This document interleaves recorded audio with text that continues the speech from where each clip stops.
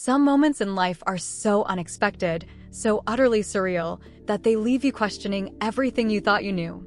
I never imagined I would find myself standing frozen in the doorway, my breath caught in my throat, my mind struggling to make sense of what I was seeing. It started as an ordinary evening. The house was quiet, wrapped in the familiar stillness that came when everyone else was either asleep or lost in their own routines. I had spent most of the night in my room, flipping through a book, the dull hum of the television in the background. But then I heard something. A noise that didn't belong. At first, I ignored it, assuming it was just the house settling. But then it came again, subtle but distinct. A rustling sound. A soft, almost imperceptible shift of movement. I frowned, setting my book down, straining to listen.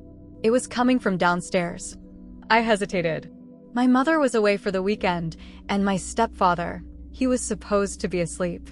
The clock on my nightstand read just past midnight. Too late for anything normal. A strange unease curled in my stomach. Quietly, I slipped out of bed, my bare feet barely making a sound against the hardwood floor. The house felt different somehow, darker, heavier. I moved down the hallway, my breath shallow, my senses sharp. As I reached the staircase, the noise came again. This time, it was clearer. A faint, muffled sound. My pulse quickened. I descended the stairs carefully, one step at a time, my fingers gripping the banister. My heart pounded with every movement.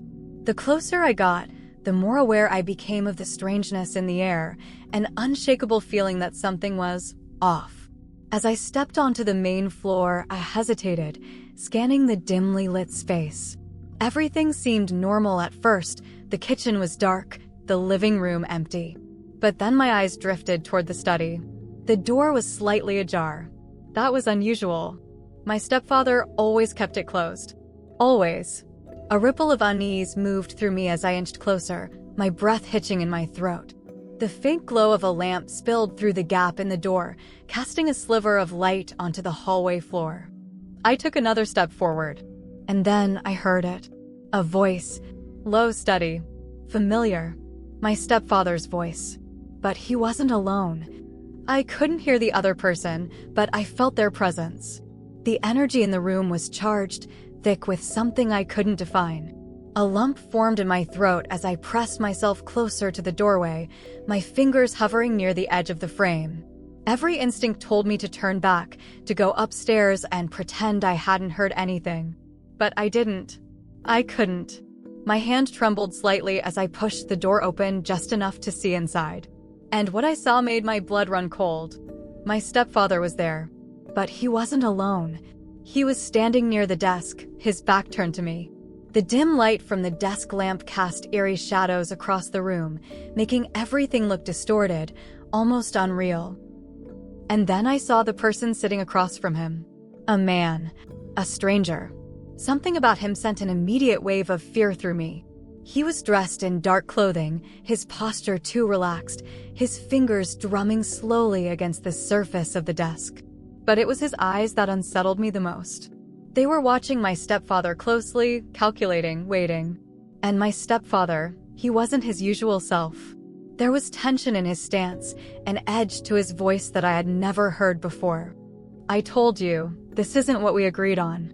The stranger tilted his head, considering. Plans change. My stepfather's hand curled into a fist at his side.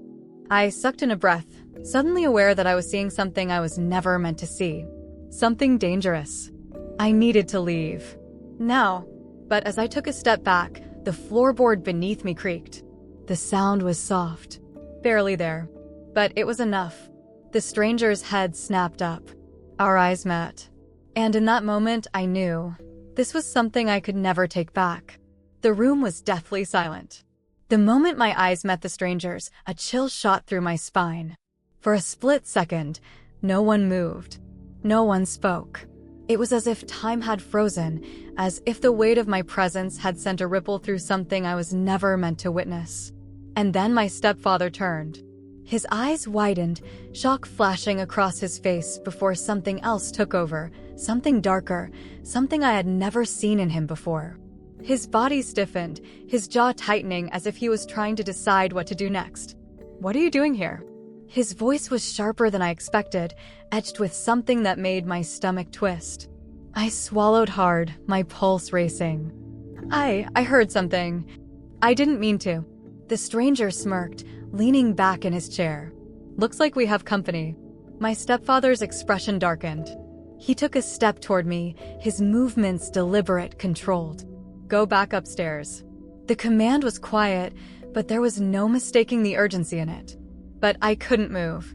I looked at him, at the stranger, at the way tension crackled between them like a live wire. My stepfather was tense, his body rigid in a way that unsettled me.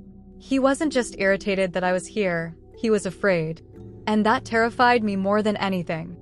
I shook my head slowly. What's going on? My stepfather exhaled sharply, running a hand through his hair. It's none of your concern. Just go. The stranger let out a low chuckle. She's curious. Can you blame her? My stepfather shot him a glare. I took a step back, my heart slamming against my ribs. Who is he? The stranger grinned, his fingers drumming lazily against the desk. She doesn't know. My stepfather ignored him. Go upstairs. Now. His voice was firm, unwavering, but I couldn't ignore the flicker of unease in his eyes, the way his hand subtly clenched at his side. I looked at the stranger again, at the way he was watching me, studying me. I had a terrible feeling that I had just stepped into something far bigger than I could understand. Tell me the truth. My voice was barely above a whisper. My stepfather inhaled deeply, his expression unreadable. For a long moment, I thought he was going to tell me, that he was going to explain everything, to make sense of the storm that was brewing in the air around us. But then, go. Now. It wasn't just a command this time. It was a plea. Something inside me twisted. I didn't want to leave. I didn't want to walk away without knowing the truth. But the way he was looking at me, the desperation in his eyes, the silent warning, I knew I had no choice. So I turned. I made my way toward the stairs, my breath shaky, my thoughts tangled. I had barely made it halfway up when I heard it. A single sentence, murmured so low I almost missed it. You should have told her the truth. I stopped. My grip tightened on the banister. But I didn't turn back.